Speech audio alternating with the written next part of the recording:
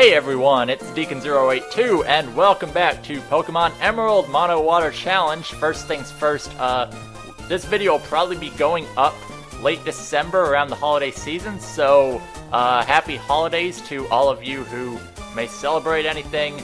Yeah, I'm really bad with dates, but in the last episode, the main thing we did was we picked up the HM for Surf, and that's really important for us because we can now go in and teach Surf to pretty much everyone in our party, because Surf is the strongest water move there is, well, that pretty much everyone can learn, so we'll get rid of Bubble Beam because there isn't really much point to having two water types, or two water type moves when we have other things that we can do, and I'll do the same thing with Tulse and get rid of Water Gun. I'm just going to go ahead and teach it to everybody. Okay, and now everyone in our party has Surf. The only Pokemon I actually kept more than one Water-type move on was Blue Bunny because I don't see Tail Whip being too useful, and we've just had it for too long. And then Muchacho now has a Water-type move for the first time, and so does Aerial. So, now that we have these, if I can figure out how to navigate menus, that's one thing that normal speed I'm really bad at after I've been working on double speed for a long time. We're gonna Surf over here. We actually run into another Tentacool, so I think I'll take this one out because we're pretty close to a level up and we should be able to get it from this Tentacool. Not quite. Okay, so when Tentacool hits level 30 is a pretty important level. I did a small amount of grinding off screen so I could actually make this happen. Stinger's gonna grow to level 30, and it is important because Stinger will try to learn Wrap. And I'm not too interested in Wrap because of its low accuracy, even though it constantly does damage, but that's really not the important thing. The important thing with Stinger at level 30 is that Tentacool is going to evolve and grow, well, a lot more tentacles, or a lot more tentacles, close enough. Tentacruel is a pretty awesome Pokemon, I think, and having it using surfing on a giant jellyfish is pretty cool. And also, Stinger is going to try to learn Wrap again, because both Tentacool and Tentacruel actually learn it at level 30. Okay, the really important thing, we can talk to this fisherman who is going to give us a good rod. And that good rod is really nice because it allows us to catch a lot more Pokemon by fishing that we couldn't before. And because they're water types, that is what at least the first half of this episode is going to be. Now, the really interesting thing with fishing, I had to go on normal speed for this episode because the fishing, it's really hard to reel in Pokemon on double speed because oftentimes you have to pull them in up to 3 times with the good rod. But around Mauville City, you can actually catch a lot of new Pokemon by fishing, and if I don't get the first one here really quick, I'm just going to cut to me finding it because I don't feel like reeling in a bunch of times on normal speed while trying to figure out things to talk about, because I don't think it'll take that long to explain all this fishing stuff. Anyway, here's a Carvanha, level 10. Level 10 is pretty low. It's as low as you can get with the good rod. We don't have anything we can actually weaken this guy with because of its really low defense on both sides. So we're actually gonna kind of hope it weakens itself, because look how much damage Carvanha's gonna do to itself in just one hit in Confusion. Yeah, that's how low its defenses are, and its physical attack's pretty good. So, too bad that both of its types, well, both of its types, Water and Dark, are special, so that's really not good for it, but it still could be possibly useful. So we're going to catch this Carvanha. Like I said, level 10's pretty low, so we'll have to grind it up a bit for it to be useful for our team. But I can see some good things from it. Sharpedo, its evolution, is a really good Pokemon. I had one on a competitive team that was a dual type team, and it was really one of the best Pokemon on my team. I'm going to nickname this a really dumb nickname. Whoa, you saw nothing. We're gonna name this Sharknado because it is not a shark and does not form tornadoes, which is why it fits perfectly. You'll notice I got that nickname without having to cut. That's because I actually had to re-record this part because I forgot to record the game audio. Okay, but the thing about Mauville, there are 4 new Pokemon you can get with the Good Rod, and they're available in different parts of the Hoenn region. Oddly enough, east of Mauville is one area where you can catch one of the 4 new Pokemon. North of Mauville is another area. South of Mauville is another area, and west of Mauville is yet another area. So you can catch all 4 Pokemon right around Mauville City. And for this one, I keep forgetting that I have this on select, so I always open my menu because I'm used to the bicycle being there.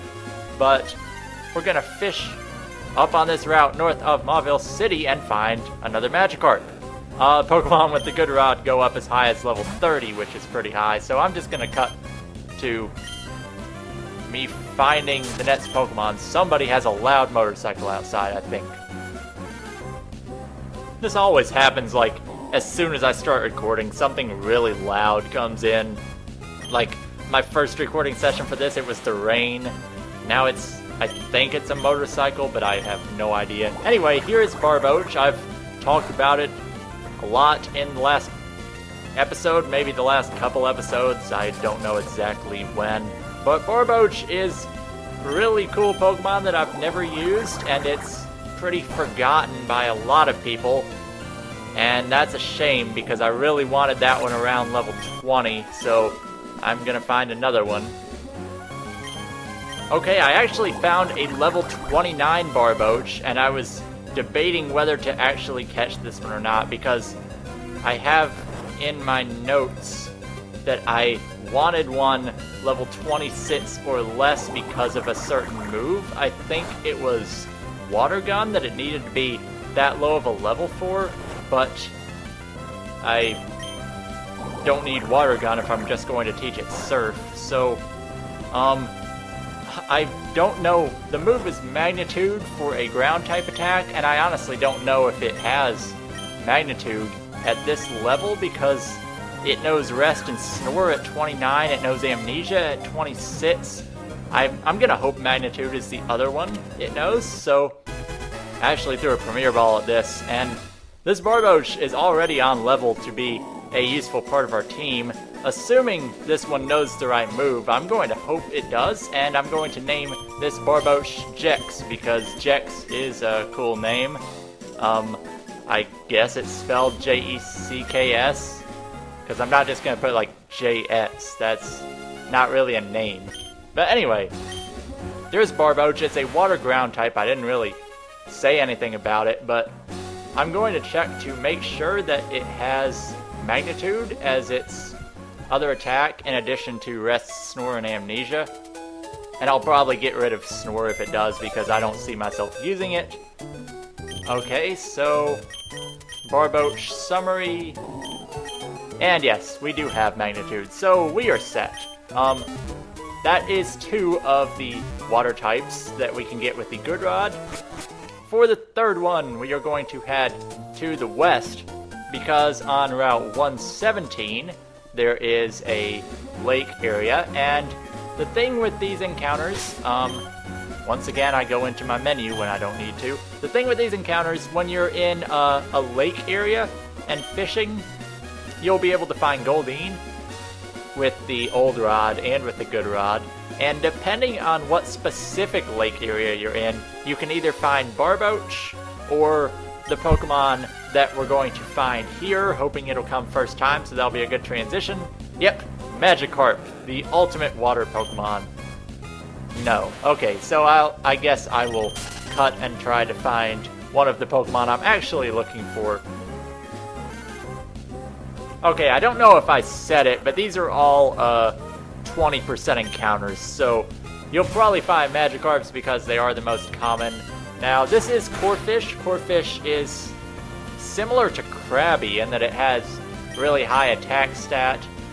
Similar to Carvanha, It's a water type with a really high attack stat, and I don't remember how its special attack is, but I know it's lower than its physical attack, and it also gets a dark type later on, which gives it, once again, a good physical attack stat and a dually special type.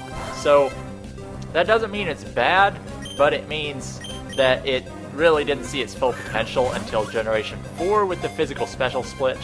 But these are the Pokemon that are underrated, but are really fun to make useful. So here is Corphish. Corphish, once it grips prey with its large pincers, it will never let go. It's a hardy Pokemon that can thrive in any environment.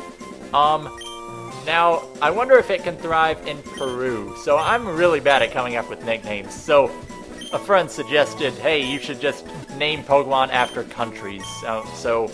Okay, I don't know if you'll find any Pokemon like that in Peru. Well, obviously you won't find Pokemon in Peru, but if you could find Pokemon in Peru, I would instantly want to move there. Anyway, next up, the final place we can go to catch new Pokemon, and I almost went into my pack again, even though I don't need to, is Route 110. So I mentioned in the lake areas you can find Barboach and Corphish. In the sea areas you can find Carvanha. Well, Carvanha's a little weird because I wouldn't really call it sea, but I wouldn't really call it a lake either. But the main Pokemon that you can find by fishing in sea areas, this part is connected to like Slateport, even though it might not look like a sea. And that Pokemon, hoping I can find it here so we can get a good transition into it. If not, then I'll just cut to it. And that Pokemon is Wailmer. Wailmer is basically a whale, but we've already seen Wailmer in this playthrough because I had one in the Slateport Battle Tent, and it was a really bulky Pokemon with a lot of HP and good special attack, and that's basically what Wailmer is. Its defenses aren't amazing, but because it has high HP, like really high HP, they don't need to be that great, because I think our Wailmer there had like 109 HP at level 30. This one will be close to, probably like 80, 90 HP at level 21. Probably like 80, but because it has good special attack too, it's basically think the special version of Azumarill in that sense. So it's actually surprisingly hard to catch, and I don't really want to try to weaken it. Supersonic's really our only other option. I don't want to risk a Surf, because I feel like a Surf would be more likely to kill it than a Cut would. So yeah, surprisingly hard to catch. I suppose we could try to Supersonic it and have it attack itself, but it won't do very much damage to itself because its physical attack isn't very high. Or is it? I don't know. I've never used a Wailmer, so this will be interesting for me. We're running out of balls, though. This is going to be our last Great Balls, so I'm gonna kind of hope it goes in here. Nope, not quite. So we're gonna have to resort to Pokeballs or Premier Balls. Yeah, even it seemed to do a lot of damage to itself in Confusion just because it has a lot of HP. So it probably did like 20 damage to itself. Well, maybe not that much, but my gosh, he will not get in the Pokeball. This is taking forever. I think the first time I recorded this episode, I caught all these Pokemon in the first ball. But Wailmer just will not cooperate, and because this is on normal speed, it's going to make the episode run like 2 minutes longer than I was planning. I'm hoping we have time to do the next thing I want to do in this episode, but don't blame me if this episode's really long. Anyway, we catch our Wailmer. Wailmer is a ball whale Pokemon. It's 6 feet, 7 inches long, weighs over 280 pounds, and that is basically the size of the island of Taiwan, which is kind of ironic because once it evolves, it'll be larger than the entire island of Taiwan. So, yeah, naming things after countries because I'm cool. Okay, so, one of the other things, I suppose I'll heal because we took a little bit of damage there.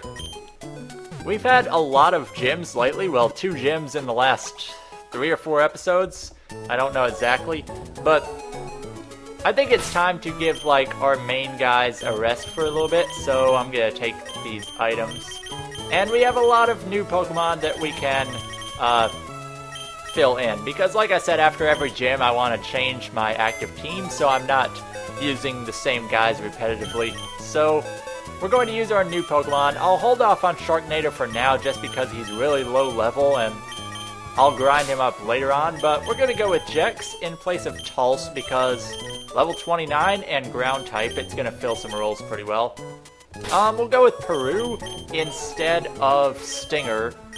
They don't really have much in common, but yeah. And we'll go with Taiwan, really bulky special Pokemon, in place of Blue Bunny, really bulky physical Pokemon. And I think I'm also going to go with Paul back in place of Ariel, just because Ariel has a long way to go to evolve, and we haven't seen Paul in a while. So, now I'm gonna teach all of these new guys Surf again. And yeah, we have 4 guys to teach Surf, so we'll look at the movesets while we're at it. Peru knows Bubble, Harden, Vice Grip, and Leer. I made sure it was less than level 25, or less than level 26, so it would keep Vice Grip as a move, because Vice Grip is going to be our strongest physical attack. Barboach, we've already seen its moves. It has Magnitude, Snore, Rest, and Amnesia. I never really find Snore useful, just because it's such a weak attack when you're attacking in your sleep. With Paul, we're going to get rid of...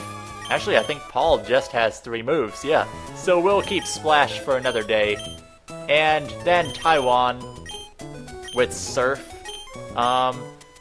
With Taiwan, we could probably get rid of Whirlpool just because it's worse than Wrap in terms of accuracy. And it's not an HM like it is in Crystal, so there's no reason to ever use Whirlpool. It's probably one of the worst moves in the game. Okay, so we'll have to do a little bit of training for these guys, but the last thing I want to do in this episode, or the next thing we're going to start in this episode, now that we have Surf, we have another little side quest that opens up with Watson, who is standing here in the middle of Mauville City, and he needs us to go to New Mauville, which is south of Mauville, and shut down the generator. Now, the thing with Mauville, or New Mauville, because it's called New Mauville, well, we gotta get to it first so I can show you what it looks like. But because it's called New Mauville, you would think they're trying to move Old Mauville over here into this little cave and this dungeon underneath Cycling Road, and this is going to be the New Mauville. I just don't see it. But anyway, the thing with New Mauville is it's home to a ton of electric types, which, without a ground type, this place would be really difficult for us, but we're going to use Magnitude, which is a pretty...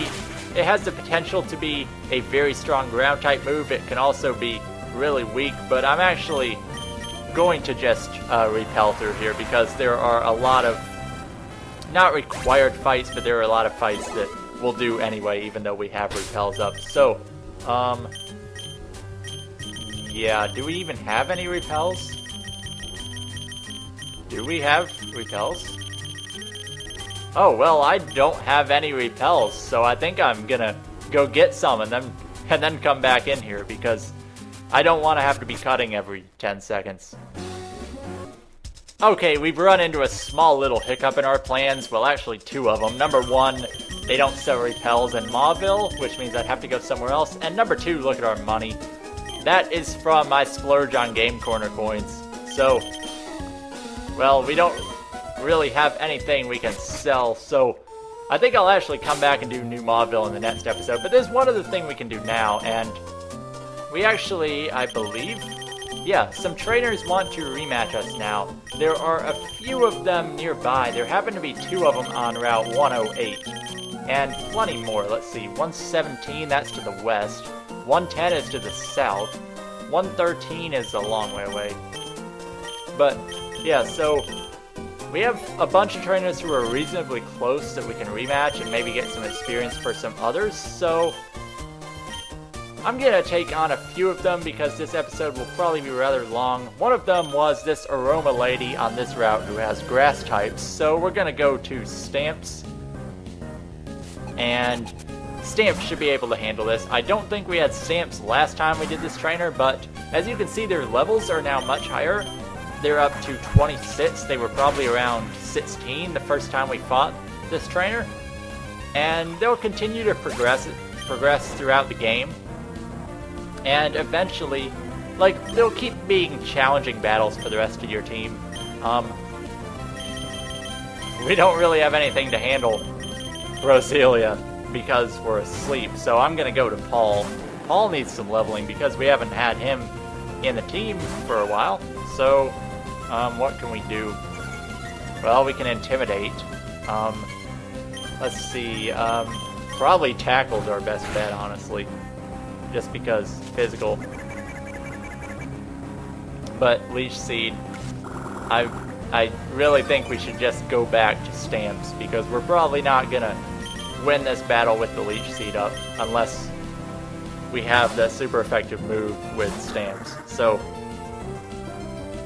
yeah, and Mega Drain probably won't do very much to us because Pelipper has a little more defense or special defense than it used to. We also now have these flutes, so I can wake up without having to consume an item, which is really nice. That's why the flutes are the most useful items, because now there's no need for awakenings the rest of the game. And you can heal Confusion without having to use like a full heal. You can heal Attraction, which is normally not healable unless you switch, so just a lot of things you can do. Okay, so yeah, the other guy that wanted to battle was this guitarist, and he's probably going to have ground types, not ground types, but electric types, so we'll give the soft sand here to Magnitude just to power it up. Like I said, I will do New Mauville in the next episode, which is why I'm going to do some of these rematches just to get a little bit of extra money so we can actually buy the repels we need to get into New Mauville and actually get through it without having to take 10 steps in a battle constantly. So the problem with Magnitude, you kind of have to hope you get good luck with the random number generator to get a high enough damage output. Magnitude 9 is like 110 power, which makes it stronger than Earthquake, but you're probably not going to get such high magnitude numbers. You're probably going to get like 6 or 7, which is still really strong, but you could get Magnitude 4, which is like 10 or 30 power or something like that, which really is not good enough to take out anything. Even, I think the Magnemite in New Mauville took like, it didn't even die 4 times weakness with a Magnitude 5. So, once again, you're at the mercy of luck, but when you're weak, pretty much anything's going to go down with like Magnitude 6 or higher. So, it's pretty good. Jex is getting some good experience, and I think I'll do the rest of the rematches that we can do off screen because this episode is probably about to run over because I've been on normal speed the whole time. So, next time on Pokemon Emerald Mono Water Challenge, we will for sure be going to take on New Mauville.